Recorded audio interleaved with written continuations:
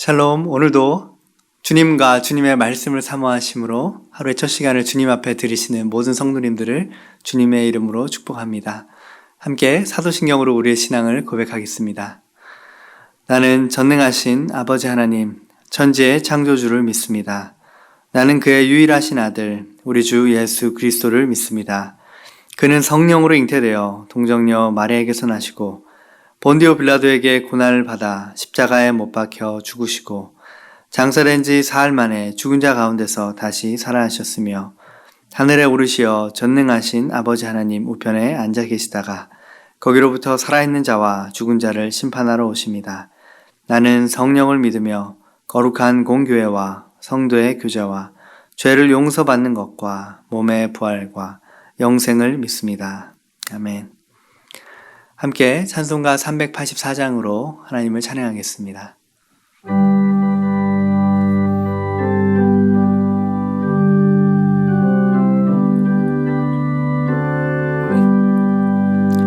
나의 갈 길 다가도록 예수 인도하시니 내 주 안에 있는 긍휼 어찌 의심하리요.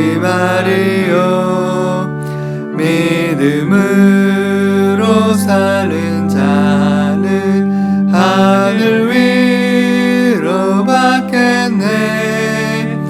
무슨 일을 만나든지 만사형통하리라.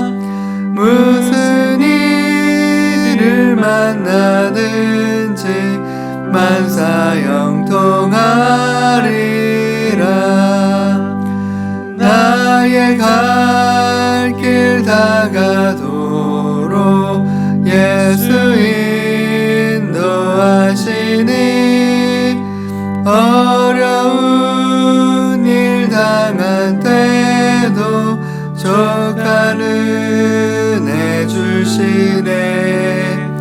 나는 심히 고단하고 영혼 매우 가라나 나의 앞에 반석에서 샘물 나게 하시네.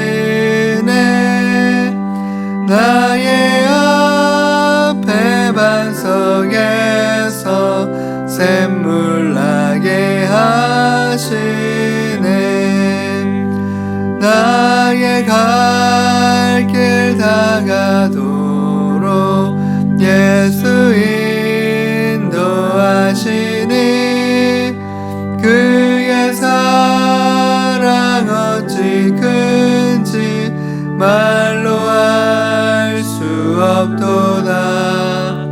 성령 감화 받은 영혼 하늘 날아갈 때에 영영 부를 나의 찬송 예수 인도하셨네. 영영 부를 나의 찬송 예수 인도하셨네.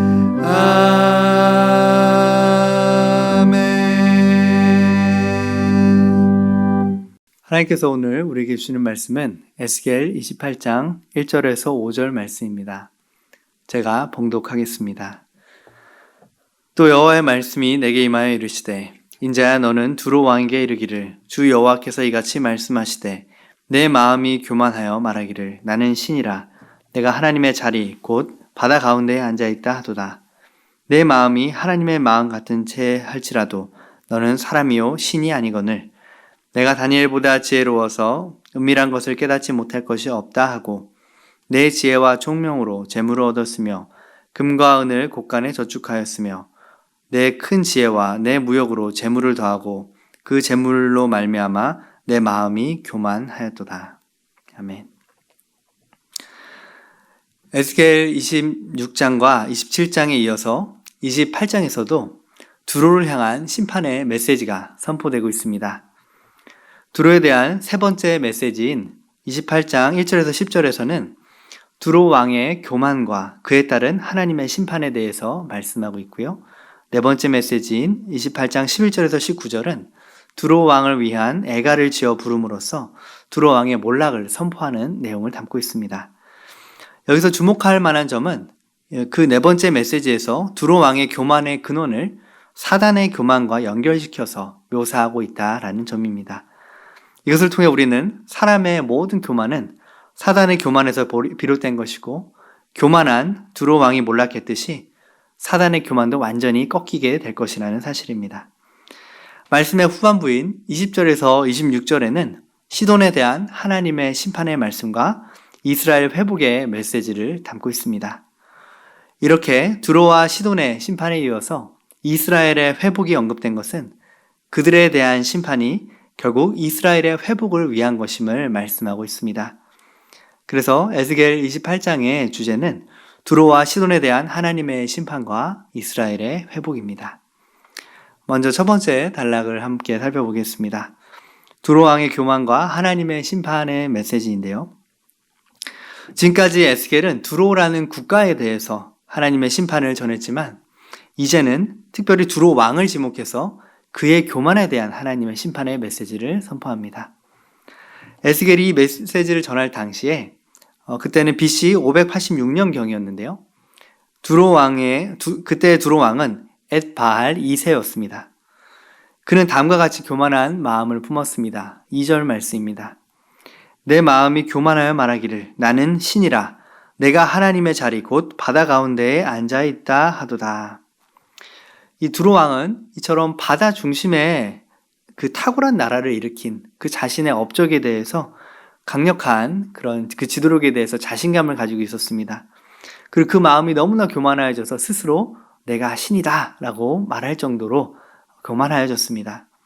3절에 보면 내가 다니엘보다 지혜로워서 은밀한 것을 깨닫지 못할 것이 없다 하고, 당시 바벨론의 총리였던 이 다니엘은 최고의 지혜자로 여겨졌지만 두로 왕은 자신이 다니엘보다 지혜롭고 비밀한 것을 깨닫지 못할 것이 없다라고 그렇게 스스로 자만하였습니다. 4절 말씀을 보면 내 지혜와 총명으로 재물을 얻었으며 금과 은을 곳간에 저축하였으며, 두로 왕은 뛰어난 수완과 또 무역을 통하여서 많은 재물을 얻었고 그로 인해서 그의 교만이 더욱더 높아지게 됐습니다. 하나님께서는 이러한 두로 왕의 교만을 그냥 놓아두지 않으셨습니다.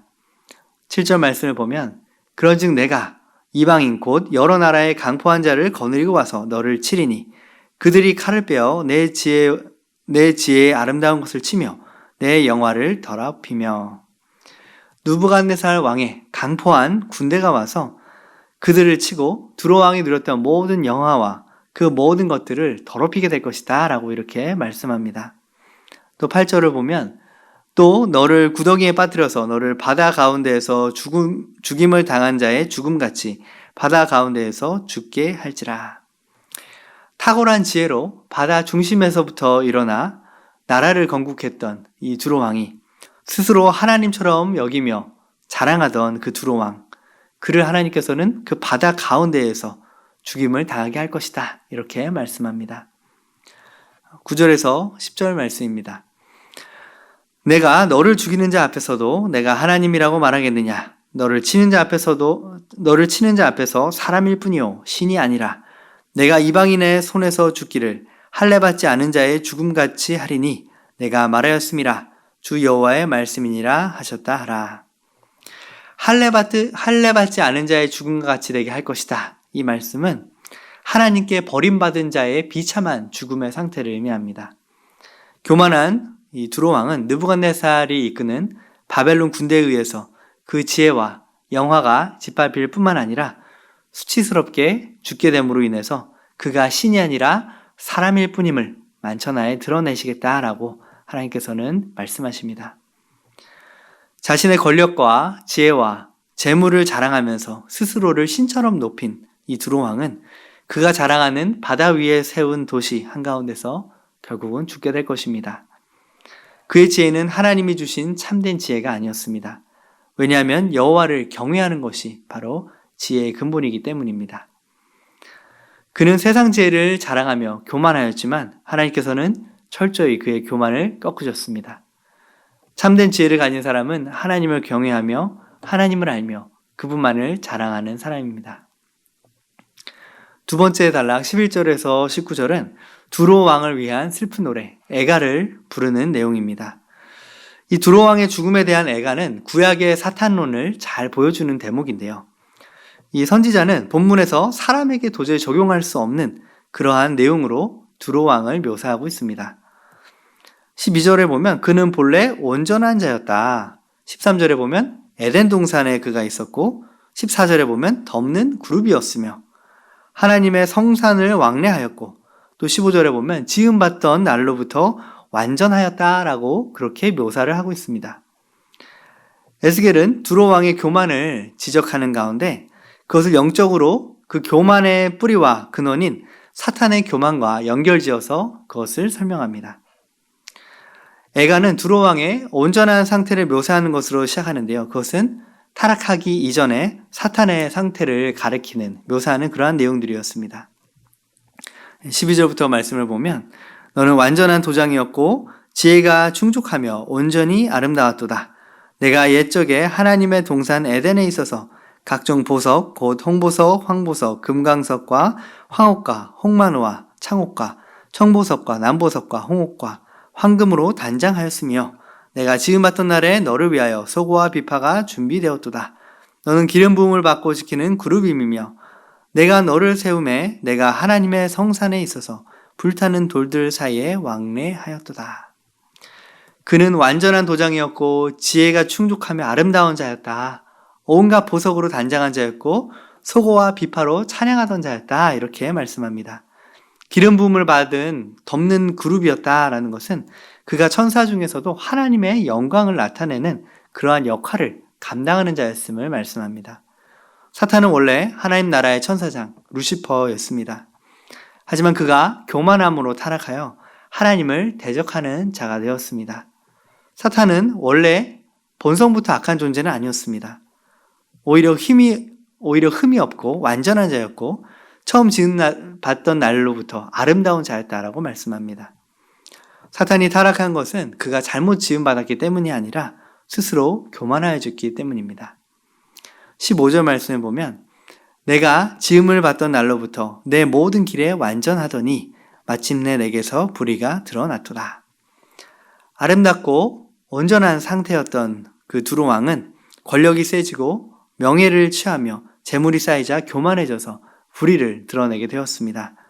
마찬가지로 하나님께 처음 지음받던 날에 흠이 없고 완전한 상태였던 이 사단도 자신의 완전함에 도취되어 자신이 하나님의 피조물인 것을 잊고 스스로를 최고로 여기고 하나님의 자리까지 자신을 높인 것입니다.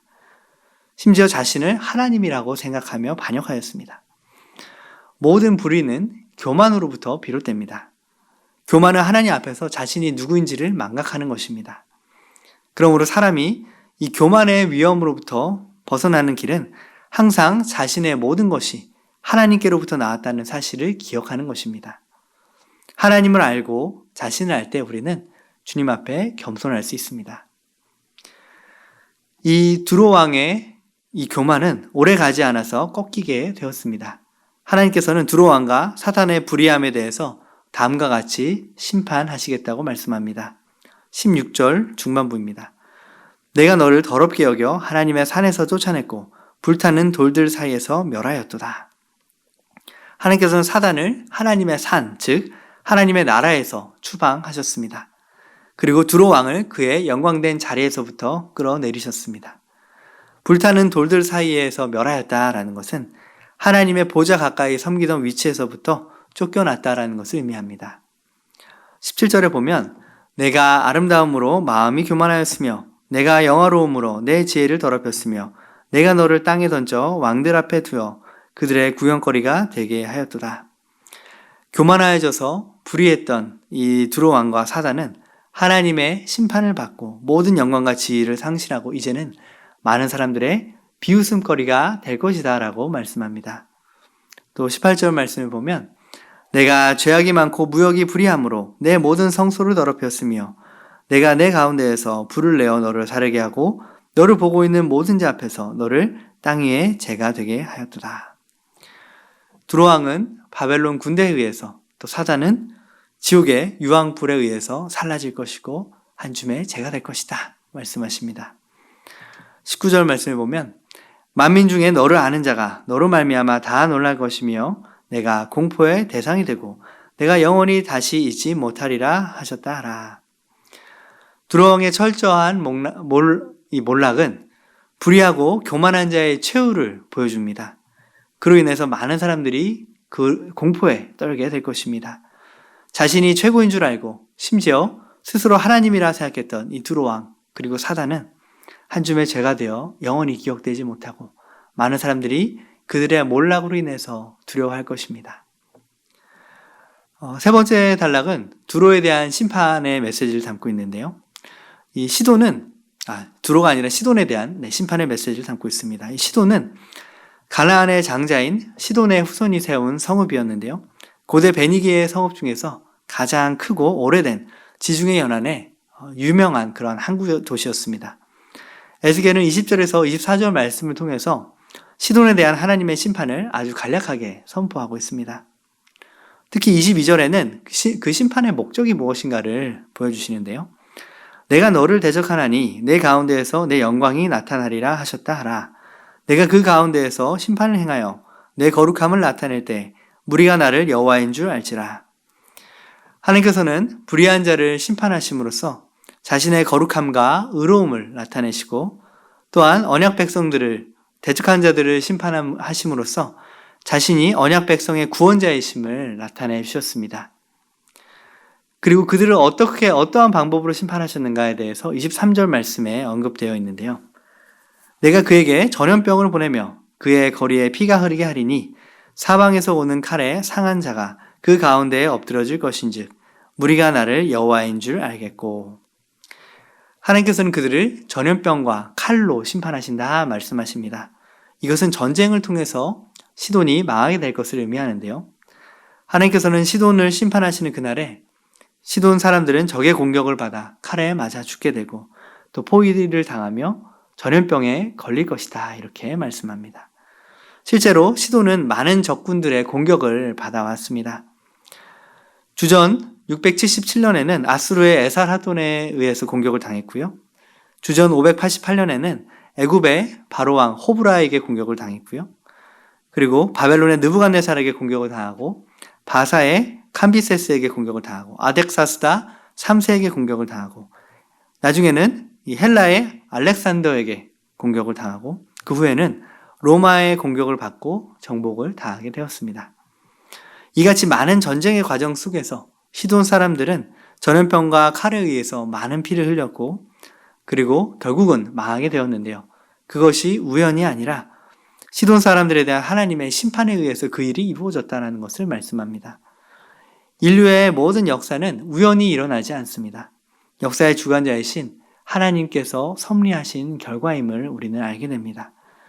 우리는 모든 사건 가운데서 주님의 섭리와 또한 주권을 인정하며 살아야 합니다. 하나님께서 그들을 왜 심판하셨는가에 대한 이유가 24절 말씀에 기록되어 있습니다. 이스라엘 족속에게는 그 사방에서 그들을 멸시하는 자 중에 찌르는 가시와 아프게 하는 가시가 다시는 없으리니 내가 주 여호와인 줄 그들이 알리라. 시돈이 이스라엘 사람들에게 있어서 찌르는 가시요 아프게 하는 가시였다 이렇게 말씀합니다. 역사적으로 시돈은 정치적으로나 군사적으로 이스라엘에게 크게 해를 끼친 적은 없었습니다. 하지만 그 찌르는 가시와 아프게 하는 가시로 그를 고통스럽게 했다는 의미는 정치적으로 군사적으로 괴롭혔다는 것이 아니라 종교적인 영역에서 시돈이 이스라엘에 엄청난 악을 끼쳤기 때문입니다. 아합 왕 시대에 시돈 사람의 왕 옙바알의 딸 이세벨이 아합 왕에게 시집을 오면서 바알과 아세라 숭배의 그 시돈 종교가 이스라엘에 깊이 뿌리를 내리게 됩니다. 그 결과 우상 숭배에 빠진 이스라엘이 하나님으로부터 무서운 심판을 당하게 됩니다. 시돈은 이스라엘에게 심각한 고통을 준 찌르게 하는 가시요 아프게 하는 가시였던 것입니다. 이처럼 하나님께서는 하나님의 택한 백성을 찌르는 그 가시를 제거하심으로 주님의 백성을 보호하기를 원하셨습니다. 마지막 네 번째 단락은 이스라엘의 회복에 대해서 말씀하고 있는데요. 시돈의 심판에 대한 메시지에 이어서 이스라엘의 회복의 말씀을 전합니다. 하나님께서 그 열국을, 수많은 나라들을 심판하신 목적이 무엇인가? 25절인데요. 주 여호와께서 이같이 말씀하셨느니라. 내가 여러 민족 가운데 흩어져 있는 이스라엘 족속을 모으고 그들로 말미암아 여러 나라의 눈앞에서 내 거룩함을 나타낼 때 그들이 고국 땅 곧 내 종 야곱에게 준 땅에 거주할지라. 하나님께서 여러 나라들을 심판하신 그 목적은 자신의 거룩함과 의로움을 드러내시고 이스라엘의 회복을 시켜주시기 위함이었습니다. 흩어진 여러 민족 가운데 있었던 이스라엘 백성들을 하나님께서는 모으셔서 야곱에게 준 땅, 그 가나안 땅에 거하게 하시기 위해서 그렇게 하셨다 말씀합니다. 하나님께서는 죄 때문에 이스라엘을 징벌하셨지만 그들을 아주 버리지는 않으셨습니다. 이방의 모든 나라들이 심판을 받고 잊혀지게 되었지만 하나님께서는 아브라함과 야곱에게 맺으신 언약의 땅 가나안으로 이스라엘 백성들을 다시 인도하시기 위해 여러 나라들을 심판하셨습니다. 하나님의 약속을 받은 자들은 어떤 상황 속에서도 회복의 소망을 가질 수 있습니다. 하나님께서는 역사의 주관자로서 다른 모든 나라들을 심판해서라도 택하신 주의 백성들을 돌아오게 하시고 맺으신 언약들을 반드시 성취하실 것입니다. 이사야 43장 3절에서 5절 말씀입니다. 대저 나는 여호와 내 하나님이요 이스라엘의 거룩하니요 내 구원자임이라. 내가 애굽을 너의 속량물로 구스와 스바를 너를 대신하여 주었노라. 내가 내 눈이 보배롭고 존귀하며 내가 너를 사랑하였은즉 내가 내 대신 사람들을 내어주며 백성들이 내 생명을 대신하리니 두려워하지 말라. 내가 너와 함께하여 내 자손을 동쪽에서부터 오게 하며 서쪽에서부터 너를 모을 것이며. 주님께서는 열방 가운데 흩어져 있는 자들을 모으시겠다라고, 다시 그 땅으로 돌아오게 하시겠다라고 말씀하시고 약속하셨고 그 약속을 성취하셨습니다. 하나님께서 이스라엘 백성이 그 땅으로 다시 돌아오게 하시는 그 목적이 무엇일까요? 그것은 26절에 언급되어 있는데요. 그들이 그들 가운데 평안히 살며 집을 건축하며 포도원을 만들고 그들의 사방에서 멸시하던 모든 자를 내가 심판할 때에 그들이 평안히 살며 내가 그 하나님 여호와인 줄을 그들이 알리라. 하나님께서 이스라엘 백성들을 약속의 땅으로 다시 불러들이시고 또 집을 건축하고 포도원을 만들며 사방의 그 적들, 사방의 적들을 심판하심으로 이스라엘을 회복시키시는 그 이유가 무엇입니까? 그것은 바로 그 하나님, 주님이 바로 그 하나님 여호와이시다. 그분이 우리의 구원자이시고 우리의 왕이시다라는 사실을 이스라엘 백성으로 하여금 깨닫게 하시기 위함입니다. 이방 나라들은 심판을 통해서 하나님을 여호와로 알 것이지만 이스라엘은 회복을 통하여서 하나님을 여호와로 할 것입니다. 결국 이 두로 왕은 재물과 지혜와 명성을 자신의 것으로 자랑하다가 심판을 받게 되었습니다. 여러분은 무엇을 자랑하시겠습니까? 예레미야 9장 23절에서 24절 말씀을 보면 여호와께서 이와 같이 말씀하시되 지혜로운 자는 그의 지혜를 자랑하지 말라. 용사는 그의 용맹함을 자랑하지 말라. 부자는 그의 부함을 자랑하지 말라. 자랑하는 자는 이것으로 자랑하리니 곧 명철하여 나를 아는 것과 나 여호와는 사랑과 정의와 공의를 땅에 행하는 자인 줄을 깨닫는 것이라. 나는 이 일을 기뻐하노라. 여호와의 말씀이니라. 하나님께서는 우리가 하나님을 아는 것과 사랑과 정의와 공의의 하나님이신 줄을 깨닫는 것, 그것을 자랑하기를 원하십니다. 그것을 주님은 기뻐하십니다. 그래서 우리가 우리의 삶을 돌아보면서 내 마음 가운데 내가 의지하고 자랑하는 것이 무엇인가를 오늘 말씀을 통해 돌아보게 하십니다. 또한 두 번째로 사탄은 자신의 위치를 스스로 하나님에게까지 교만함으로 높였다가 심판을 받게 되었습니다. 그리고 그 사탄은 하와에게 이것을 먹으면 내가 하나님처럼 되어 선과 악을 알게 될 것이다 이렇게 유혹합니다. 우리가 남을 정죄하고 판단할 때 우리는 하나님의 자리에 앉는 것이고 그분의 심판 자리에 앉게 되는 것입니다. 우리가 하나님을 마음에 두기 싫어하고 내 인생을 내 마음, 내 뜻대로 살고자 하는 것, 그것이 바로 하나님의 자리에 앉는 교만의 죄입니다. 교만의 죄에서 주님께서는 우리가 돌이키기를 원하십니다. 또한 세 번째로 시도는 이스라엘 백성에게 찌르고 아프게 하는 가시인 우상 숭배의 영향력을 주어서 결국은 심판을 받게 되었는데요. 여러분은 여러분의 가족과 또 직장 동료와 또한 교회와 또 만나는 사람들에게 어떠한 영향력을 끼치고 계십니까? 나를 만나는 사람들이 살아나고 회복되고 하나님께로 가까이 가며 또한 주님의 살아계심을 경험하게 됩니까? 아니면 그들의 영혼이 시들시들 죽어가고 하나님으로부터 멀어지고 나로 인해서 오히려 예수 믿는 자들에 대해 실족하게 되고 실망하고 있습니까? 주님께서는 우리가 하나님께 붙어 있어 주님으로부터 공급받고 주님으로부터 공급받은 그 은혜로 사랑의 열매를 맺으며 많은 이들을 살리는 하나님의 대행자가 되기를 원하십니다.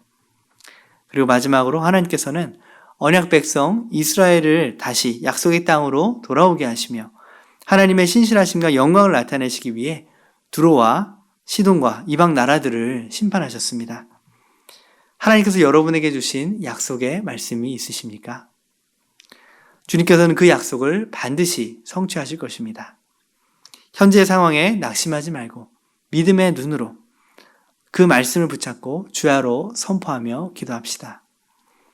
오늘 에스겔 28장 말씀을 통해서 우리는 주님을 아는 것을 자랑하고 또 교만하여 하나님의 자리에 앉지 않으며 선한 영향력으로 생명의 열매를 맺으며 주신 약속을 붙잡고 믿음으로 살아가는 삶을 살도록 부름을 받았습니다.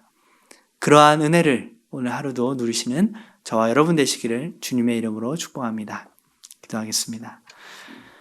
하나님 감사합니다. 주님, 오늘도 에스겔 28장 말씀을 통하여서 주님을 아는 것을 자랑하는 자가 되어야 함을 깨닫게 하여 주시고 교만하여 하나님의 자리에 앉는 그러한 죄악으로부터 돌이키게 하시며 선한 영향력으로 생명의 열매를 맺는 삶을 살게 하시고 주의 약속을 끝까지 붙잡고 믿음으로 그 성취를 경험하는 자가 되기를 원하시는 하나님의 마음을 배우게 하시니 감사합니다.